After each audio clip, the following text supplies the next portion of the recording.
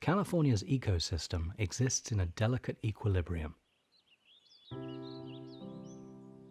It's crucial to understand how each species participates in our local circle of life.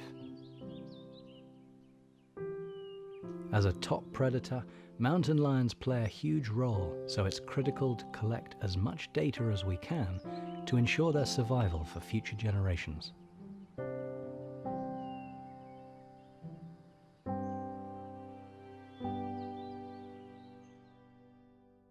So much of science kind of de-individualizes whatever it is we're studying.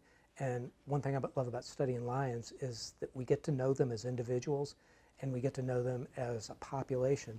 So how do we get to know them as individuals? Well, one is that we actually capture them and put these collars on that allow us to track them and see where they're going. There is a careful process to capturing wild lions. The first step is locating them. Scientists will go into an area to look for tracks and set up trail cameras. These cameras help determine how frequently the lions are present. Once their presence is confirmed, a trap is prepared, which can be walk-through cages, the use of hounds, or bait. So we use roadkill deer that we are able to get from the state and have permission to be able to use those. And we'll go into that area where we found the tracks and wire that deer to a tree. And then we put a camera on it, a trail camera, so we can get some indication of what lion it is that comes in. And we also attach a transmitter to it. And so that way when the lion comes in and starts tugging away on that deer to try to eat it, and he's moving it around, he pulls a little trip on the transmitter and we get a signal knowing that we have a lion there. We go back in with a big cage trap. They're about 5 feet long and about 2 or 3 feet wide and high.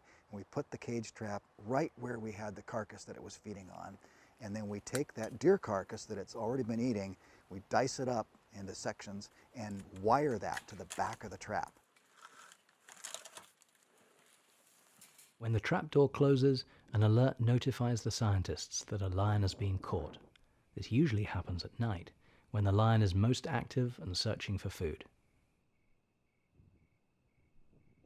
The scientists then begin a workup, which is similar to a procedure at the hospital. However, dealing with these patients is not as simple.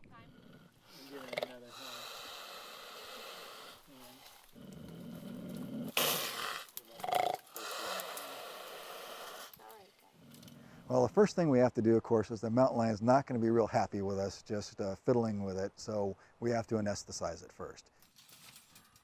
The sedated lion is then carried to the predetermined workup area, and special care is taken to ensure the lion's safety. We have a patient monitor, so we can hook it up the same as you would have an animal in a hospital or a human in a hospital.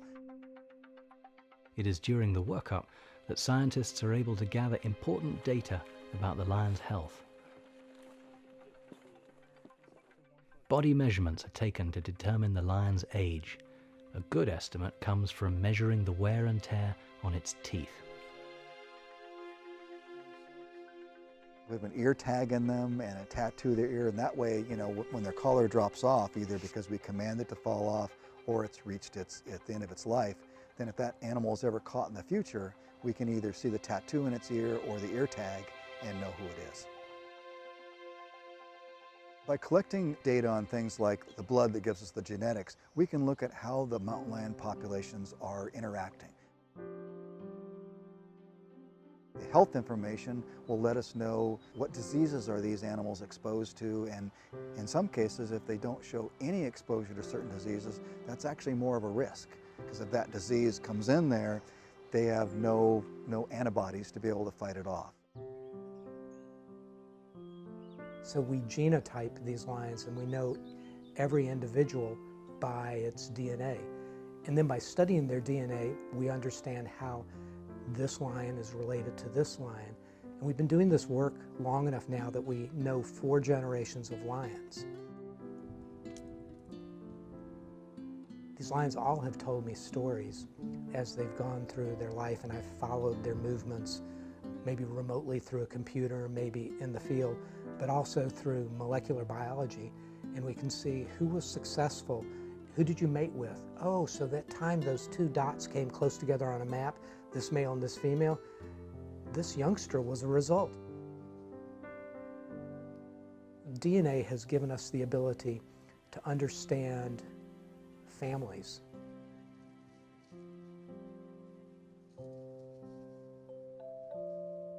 Prior to starting to study mountain lions, I'd seen 3 in my entire life, and it was always a glimpse as they moved across a road at dusk or at night in some backcountry area.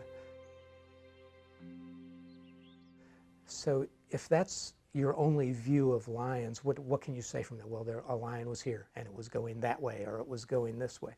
But what we really need to know is, how many lions are there?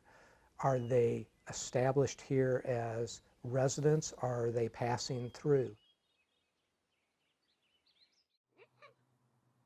Scientists are unsure of the exact number of lions in California. However, in certain areas, studies have shown that their populations are at risk.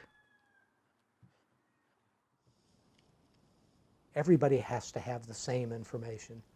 So to me, that's my role. That's our role with this project, is to provide information and make it available to everyone.